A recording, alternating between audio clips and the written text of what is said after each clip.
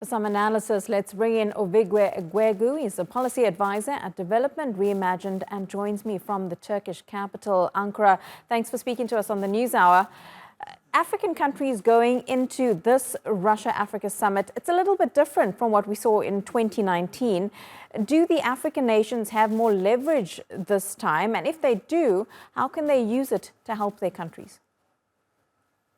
Yeah, I think the political context and also the security context on the global stage has really changed the dynamics if you compare 2019 to what we're seeing in 2023. Actually, this summit was supposed to be held last year, was postponed because of the conflict in Ukraine.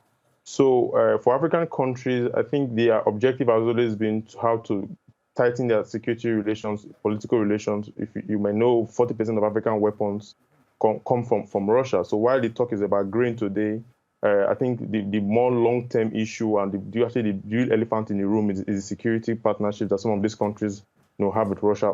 This is why some of them are actually abstain from the successive UN General Assembly vote on Ukraine issue. So this, of course, also gives them an opportunity to engage Russia on the Ukraine issue, talk about the Black Sea Grain Initiative, if they want President Putin to move in that direction, or if they want an alternative Russia-Africa, something like trade corridor to meet their food needs. And Ovigwe, we're just getting some reports now about what's happening at that meeting. It's happening right now. And Putin has told African unions, the president of the African Union, that we're counting on the AU to obtain full membership of the G20 in September. What could this mean for relations between Russia and the AU? Yes, for about 2 years now, the African Union has been very vocal about its interest to join the G20 format. Several countries have given their support. The American president gave its support at the last US-Africa Leaders Summit in December last year. The Chinese leader gave its support during the G20 in Bali, in Indonesia.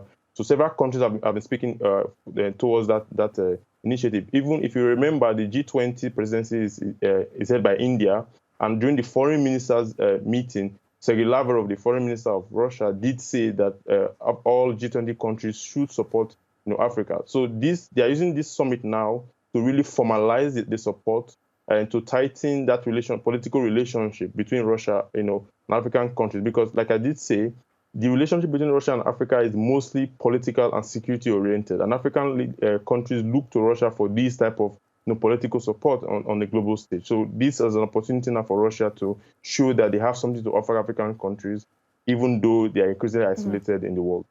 How reliant do African countries still need to be, though, on Russia for political and security in terms of support? Because we're seeing now more than ever more countries rushing to Africa to try and build relationships with them. Before, it used to be mainly Russia and China, but now there are plenty of other people or other nations on the world stage who are heading to the continent to form alliances.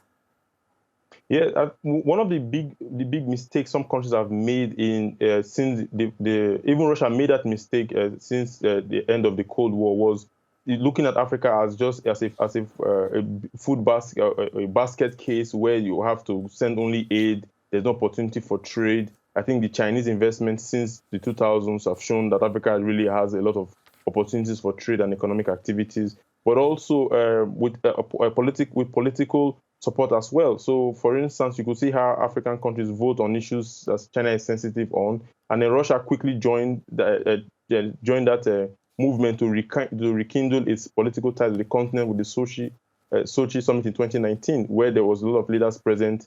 Many of the deals that prevented African countries from voting against Russia, like Egypt, for instance, with the nuclear power plant, was actually agreed on in the 2019 summit in Sochi. So this is really what's happening, and the US is saying that more engagement with African countries is needed at the high level, and that's why we're seeing the US having its summit after many years. And also the European Union also looking forward to deepening its ties because they know Africa really provides a lot of political clout when it comes to the UN General Assembly. Ovigwe Eguegu live to us there from Ankara. Thanks as always for your analysis.